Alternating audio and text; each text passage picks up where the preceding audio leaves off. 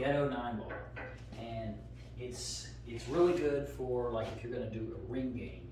So a ring game, you would do say $1 on the 1 or $1 on the 5, and because you're running balls in order, you're going to be going through a lot of racks, and generally the better player wins most of the money.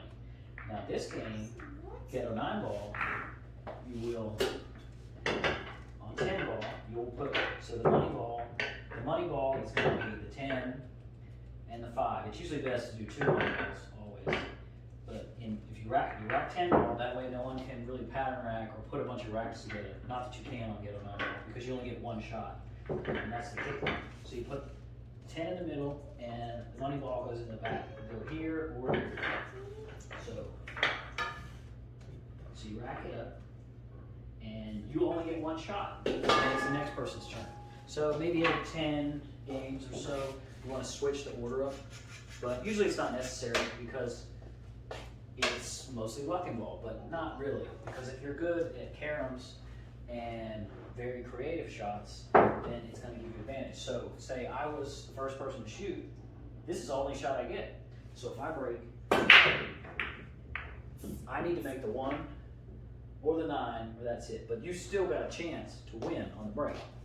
So the rules for this game is you have to play to hit the ball. You can't, if you were on this 1, you can't intentionally foul. I mean, you could play it either way, but generally we play it that you have to try to make good contact, at least in a good sportsmanlike way. So anyway, say this was my shot and I didn't have anything that was going to be makeable. I mean, basically you only have 1 shot, and then it's your opponent's turn. So the goal is to scud or fram every shot that you have. So you're going to try to find out creative ways to get the 1 to go into the 5 or the 10, or the cue ball to go into the 5 or 10, or something like that. So if you have a terrible shot, you can attempt to say kick at the 1 to hit it, and then look, I made a bad hit. So it's ball in hand for the next person that comes up, and it was a foul. So anytime there's a foul, you always have the option of making that player shoot again. So if they fouled and you come to the table and say, I'm coming to the table, I only get 1 shot. And I have to make good contact on the 1, just like a normal game. And then I would try to shoot the 1 to the 10, or say draw the cue ball back into the 5. So it's just like 8 ball, it's behind the line. For the incoming shooter with a foul, so it's behind the line. So the 10 and the 5 are alive. So what you want to do is try to figure out a way to frame this ball. Now, if this was my shot, and the 10 doesn't look like it could go easily because there's other balls in the way, and the 5 doesn't look like it could go, I would tell the person that fouled, shoot again, because I have a better chance of them shooting and missing this 10, even though something like that could happen, and you'd be sick to your stomach, because normally we play 5 and 5 or 10 and 10 because the game can take a while because you're only getting 1 shot and there's really no reason to intentionally pocket the ball. So whoever shot this would get, if it was 5 and 5, they would get $5, and then that would be it. They took their 1 shot, so the next opponent comes to the table, and now the 10 is off the table. So the only thing left is the 5. So pretty much every shot you're going to be trying to hit the 5. So you're trying to use the cue ball to hit the 5. Now your turn's over. Now it's going to be your opponent's turn. So I would be the next person up. I made a good hit. As long as you make a good hit, you cannot make the person before you shoot again. But if it was a bad hit, you can make them shoot again. So I'd be on the 5, and you could try to do something like, use the cue ball, try to hit, trying to miss. So anyway, that was my 1 shot. 10's gone.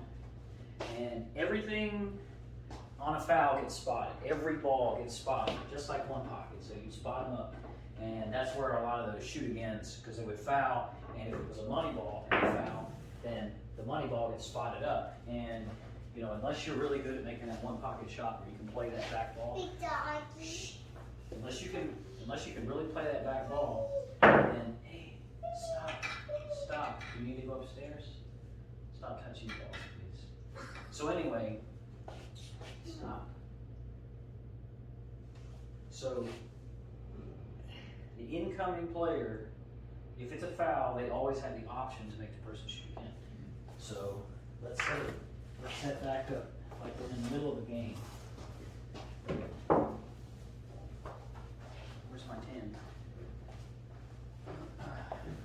All right. So potentially, if you could do, I like to call it a hubba bubba. If you're on the 1 and you have the potential to make the 1 and the 5 in the same shot. And I've done it before. So you make both money balls. So all your opponents, if there's 5 opponents, just like a ring game rule, they all would pay you 5 on the 5 and 5 on the 10. So you get 10 and there'd be 4 other players. So it would be $40. So no, it would be, yeah, $40 if it was 5 and 5. But generally, with Ghetto 9 ball, you will play higher stakes, like 20 and 20, just because it could take 10 minutes, 20 minutes, 30 minutes, but sometimes whoever's shooting's on fire, they end up, you could pocket both balls.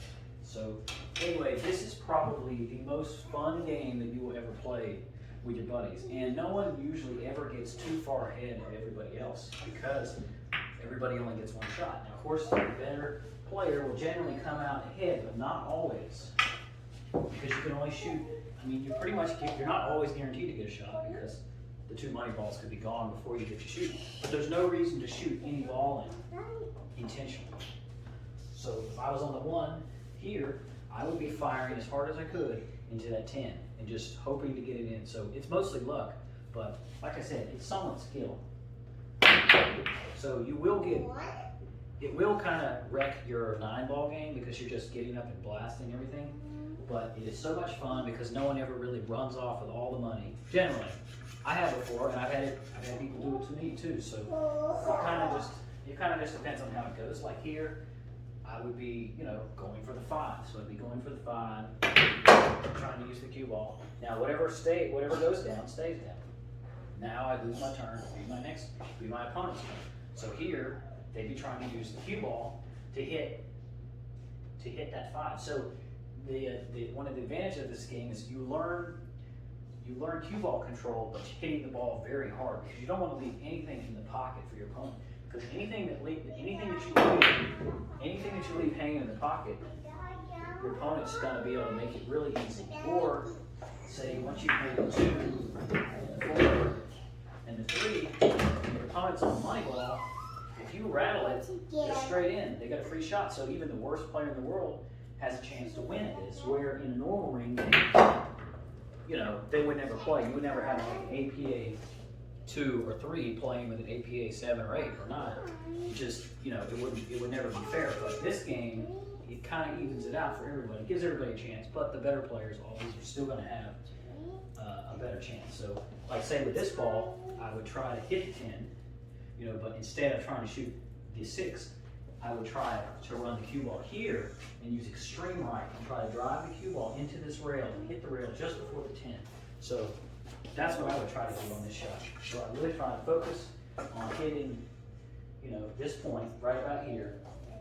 So think about that point before you get down the ball, and just, everything changes when you're hitting the ball super hard because it's not like regular pool where you're hitting everything kind of a medium speed. You're hitting everything like almost like a break speed in this game. So it makes it trickier. The tangent lines change. So I'm going to use center and right, and I'm going to try to get that cue ball to hit. Try to get that cue ball hit here for that particular shot. But anyway, y'all need to try this game out. I swear it is.